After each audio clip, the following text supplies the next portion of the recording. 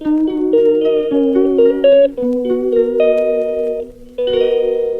Everyone, welcome back to my channel.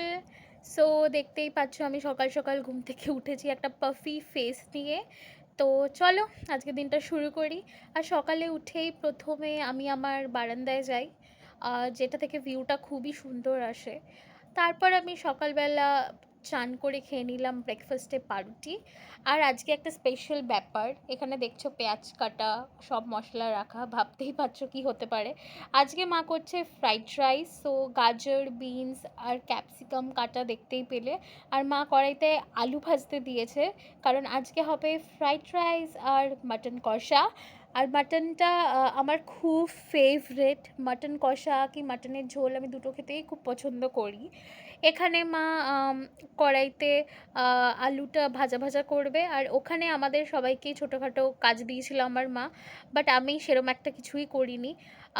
আর সব আমার শাশুড়ি মা আর আমার মা মিলেই করেছে। তো এখানে দেখতেই পেলে কড়াইতে মা ঘিয়ের মধ্যে তেজপাতা দিয়ে গাজর, ক্যাপসিকাম আর বিনসটা দিয়ে দিয়েছে ভাজতে। তো তোমরা ফ্রাইড রাইস অনেকে শুধু তেলেই করে, অনেকে তেল ঘি দুটো মিশিয়েই করে। তোমরা দুটো মিশিয়েই করতে পারো, বাট আমার মা জেনারেলি প্রেফার করে ঘিতে করা, কারণ ওর গন্ধ আর টেস্টটা খুবই ভালো হয়।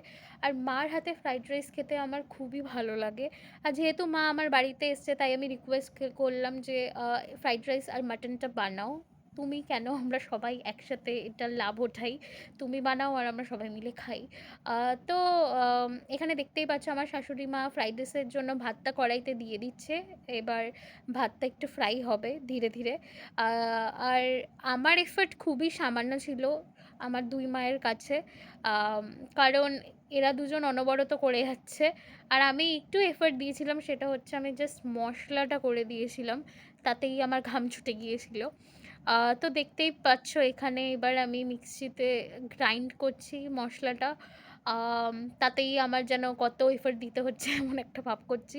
বাট হ্যাঁ, আমি মশলার ডিপার্টমেন্টে ছিলাম। আর এখানে আমার মা দেখতেই পাচ্ছ কড়াইতে গরম মশলা ফোড়ন দিয়ে পেঁয়াজটা ভাজা ভাজা করতে দিয়ে দিয়েছে, আর পাশে রয়েছে আলু। এবার হবে মাটনের প্রিপারেশন, তো তার জন্যই পেঁয়াজটা ভাজা হচ্ছে আর আমি এখানে মশলাগুলো ব্লেন্ড করছি মিক্সিতে।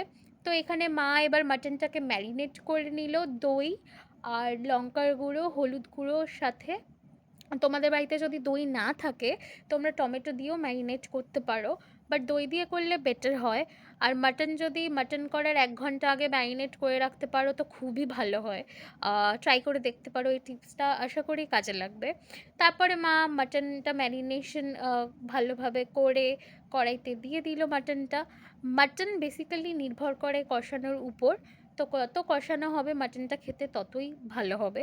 আর আজকে আমাদের বাড়িতে যদিও আমি ডিমান্ড করেছি মাটন কষা করতে, বাট এত গরম, আর যেহেতু আমরা ফ্রাইড রাইসের সাথে দুবেলা খাবো, তাই জন্য আমার মা বলল যে না, মাটন কষাটা না করে মাটনে একটা সেমি লিকুইড টাইপ একটা গ্রেভি করা যাক।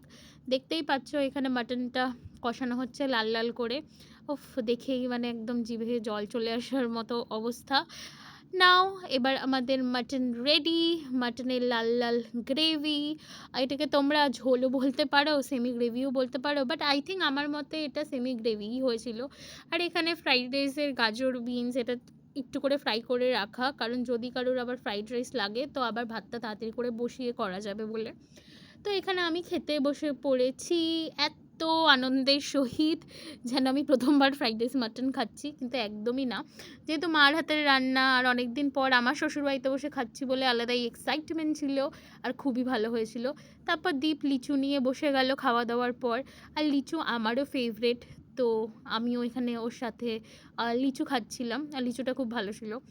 তারপর বিকেল হয়ে গেল, খেলাম চা। তারপর আমার মাথায় এলো যে এরা দুজন যখন সকাল থেকে এত এফর্ট দিল, তো আমিও আজকে কিছু একটা করি। তো ভাবলাম কি করা যায়, কি করা যায়, মাথায় এলো গাজরের হালুয়া। তো আজকে আমি গাজরের হালুয়া বানাবো বিকালে। আর পাশে দেখতে পাচ্ছ যে দুধটা গরম হচ্ছে। তো আমি বেসিক্যালি করেছি কি, ঘিতে কাজু আর কিশমিশটা ভেজে তুলে নিয়েছি। তারপর ওর মধ্যে আরেকটু ঘি দিয়ে ওর মধ্যে জাস্ট এলাইচি আর একটু দারচিনি এসব ফোড়ন দিয়ে গাজরটাকে ঘিতে অনেকক্ষণ ধরে ফ্রাই করতে হয়। আর এটা আমার শাশুড়ি মা খোয়া ক্ষীরটা গ্রেট করছিল, কারণ আমরা গাজরের হালুয়াতে খোয়া ক্ষীর ইউজ করি, যেটায় টেস্টটা আরও ইনহ্যান্স হয়। তো দুধ আর খোয়া ক্ষীর দুটোই আমরা ইউজ করব। আর খোয়া ক্ষীর দিলে না মানে এত সুন্দর একটা টেক্সচার আসে। তোমরা এটা ব্যবহার করে দেখতে পারো গাজরের হালুয়াতে, আশা করি খুবই ভালো লাগবে।